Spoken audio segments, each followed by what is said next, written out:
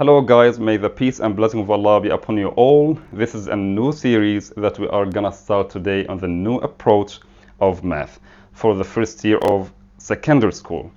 The curriculum is divided into three parts: algebra, geometry, and trigonometry. And today we'll start with the first lesson of algebra, which is a revision of what was previously studied in the last stage, solving quadratic equation in one variable. So let's get started. Stick around and keep watching.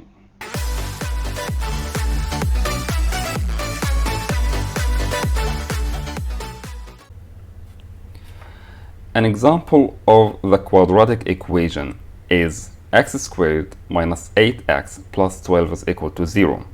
And we call it quadratic because x is to the power of 2, or the second degree. And we call it one variable because it's just one letter, like x, m, or n, or whatever. And the roots of the equation means the solutions for this equation, or what value that satisfies the equation. Like here in this example, if we substituted x with 2 in this equation, x squared minus 8x plus 12 is equal to 0. If we substitute x with 2, you'll get 2 to the power of 2 minus 8 times 2 plus 12, which is 4 minus 16 plus 12, which is equal to 0. That means x is equal to 2 is one root or a solution for this equation. And also if we substituted x with 6, you get 6 squared minus 8x, or minus 8 times 6 plus 12, which is 36 minus 48 plus 12, which is equal to 0. And that means also x is equal to 6 is another root for this equation, or another solution for this equation.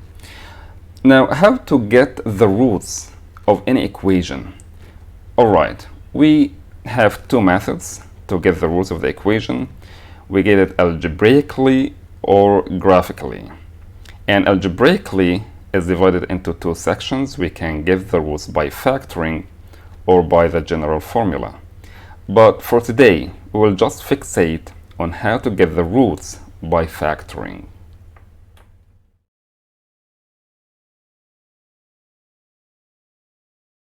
Find in R the solution set of the equations x squared plus 5x plus 4 is equal to 0. To factor this expression, we need a set of parentheses, and x squared is factored as x times x. And for the numbers, we look for two numbers, multiply to 4 and add to 5. And you know that 4 is factored as 1 times 4, which is their sum is equal to 5. So 1 plus 4 is equal to 5, which is the middle coefficient here. So plus 1 and plus 4 are the factors of 4, and their sum is equal to 5. Now, as long as you have two factors and their multiplying is equal to 0, that means either one factor is equal to 0 or the other factor is equal to 0. Now, x plus 1 is equal to 0, or x plus 4 is equal to 0. And here, x plus 1 is equal to 0. Moving 1 to the other side and the opposite sign, you get x is equal to negative 1. And here, x plus 4 is equal to 0. Moving 4 to the next side, you get x is equal to negative 4. So the solution set is negative 1 and negative 4. And if you want to make sure that these numbers are satisfying the equation, you can just substitute x with negative 1 and x with negative 4 in the given expression or in the given equation.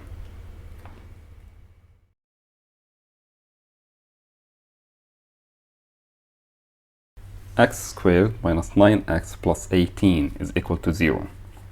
As usual, we need a set of parentheses. X squared is factored as x times x, but for 18, we can make a table. Take care that 18 is positive, so the two numbers are both positive or negative. 1 times 18 is equal to 18, or negative 1 times negative 18, 2 times 9, or negative 2 times negative 9, 3 times 6, or negative 3 times negative 6. But we need two numbers that their sum is equal to negative 9. So the factors are negative 3 and negative 6. So x minus 3 times x minus 6 is equal to 0. Either x minus 3 is equal to 0, or x minus 6 is equal to 0. Here, in x minus 3 is equal to 0, moving negative 3 to the other side and the opposite sign, we get x is equal to 3.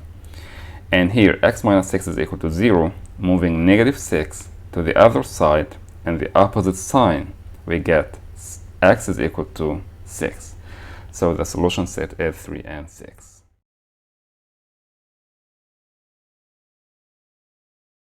X squared minus 5x minus 6 is equal to 0. X squared is factored as x times x. And for negative 6, take care that 6 is negative. So the numbers are, maybe one of them is positive and the other is negative. Like negative 1 times 6, or positive 1 times negative 6. Like 2 times negative 3, or negative 2 times positive 3. But take care that their sum is equal to negative 5.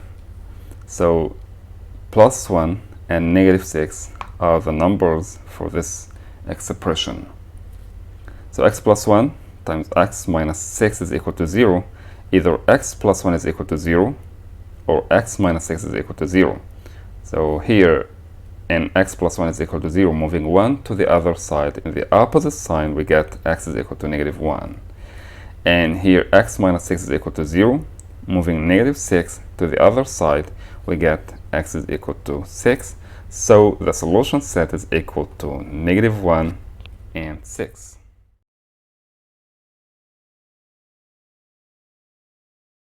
Three x squared is equal to 27. And as long as we have just one x term in the equation, we can divide by 3 without factoring, because it's just one x term in the equation. So here, dividing both sides of the equation by 3, 3x to the power of 2 divided by 3, and 27 is divided by 3. So 3 and 3 cancel each other out, so we have left with x to the power of 2 is equal to 27 divided by 3 is equal to 9. And to get rid of the power 2, we can take the square root in each side.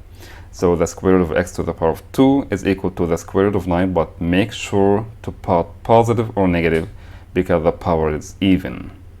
So 2 and the square root cancel each other out. So we have left with x on the left hand side, and positive or negative the square root of 9, which is positive or negative 3. So the solution set is negative 3 and 3.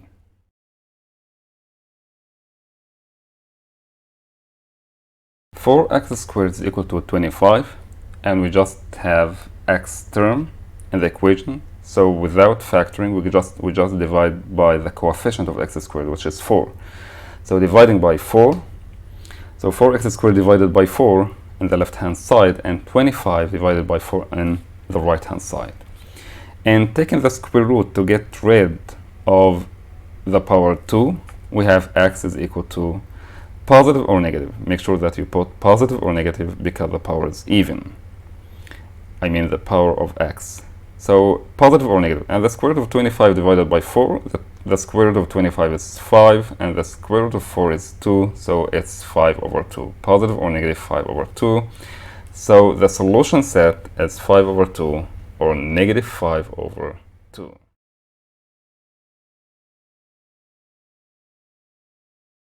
X squared plus 6x plus 9 is equal to 0. If we factored x squared, it will be x times x. And for 9, we look for two numbers, multiply to 9 and add to 6, which is 3 times 3 is equal to 9, and their sum is equal to 6. So x plus 3 times x plus 3 is equal to 0. And as long as it's a repeated factor, so we can cancel one factor and take or consider the other. So x plus 3 is equal to 0. moving 3 to the other side, in the opposite sign we get x is equal to negative 3. So the solution set is equal to negative 3. And here another solution for this this expression, as long as it's a perfect square. I mean, we have a square root for the first term, which is x, and the last term, which is positive 3. And if we multiply them and they multiply by 2, you get 6x, which is the middle term. That means it's a perfect square. And how can we factor the perfect square? We just have one set of parentheses to the power of 2, and the first square root, or the first square root of the first term, which is x, and the square root of the last term, which is 3. And don't forget to put the sign of the middle term, which is positive. So x plus 3 all to the power of 2 is equal to 0, and then x is equal to negative 3, as we mentioned before.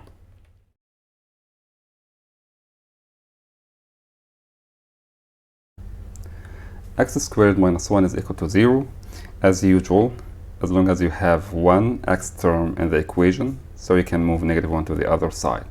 So x squared is equal to 1, and taking the square root for both sides, so x is equal to positive or negative the square root of 1, which is positive or negative 1. So the solution set is negative 1 and 1. And another solution for this expression, how to factor this expression, by as long as this expression is a difference of two perfect squares. I mean, you have a square root for x squared, which is x, and you have a square root for 1, which is 1. And the difference means you have a negative sign between them. So the factoring will be x times x, and 1 times 1.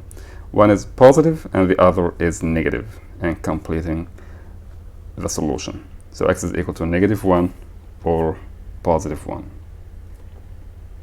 Now here x squared plus 9 is equal to 0. Moving 9 to the other side, you get x squared is equal to negative 9. And to get rid of 2, you take the square root in each side. So the square root of x squared is equal to positive or negative the square root of negative 9.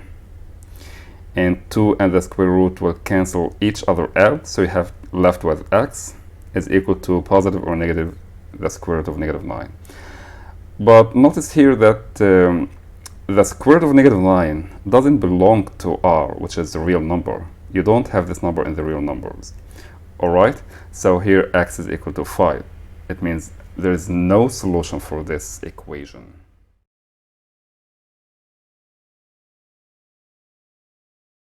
X times x minus 3 is equal to 4. This equation is a little bit tricky because you don't have 0 on the other side. So we can make a little bit or kind of an amendment by distributing x into x minus 3, or expanding this expression. I mean, x times x is equal to x to the power 2, and x times negative 3 is negative 3x, and the other side will still have 4. And so we can move 4 to the other side to make the equation equal 0. So x squared minus 3x, and moving 4 to the other side in the opposite sign, it will be negative 4, is equal to 0. Now you can factor this expression, right? As we mentioned before, x squared is factored as x times x, and for negative 4 you have many numbers multiply to negative 4 and add to negative 3. So negative 1 times 4 is negative 4, and also 1 times negative 4 is negative 4. But you need 1 and negative 4 because they add to negative 3. So the factors are x plus 1, and the other factor is x minus 4. Either x plus 1 is equal to 0, or x minus 4 is equal to 0. Here x plus 1 is equal to 0. By moving 1 to the other side in the opposite sign, you get x is equal to negative 1. And here x minus 4 is equal to 0, x is equal to 4. So the solution set is equal to negative 1 and 4.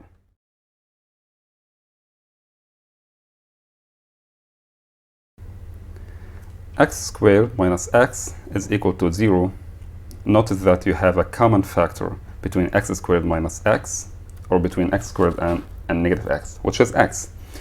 So taking out x as a common factor, so you have left with x squared divided by x, which is x, and negative x divided by x is negative 1, and the other side is equal to 0. So either the first factor, x is equal to 0, or the second factor, x minus 1, is equal to 0. Moving moving negative 1 to the other side, you get x is equal to 1. So the solution set is 0 and 1. Alright, let's just call it a day. I hope today's video was advantageous. Till we meet again, your thoughts are more than welcome. If you have a question, don't forget to put it in the comments below. See you later.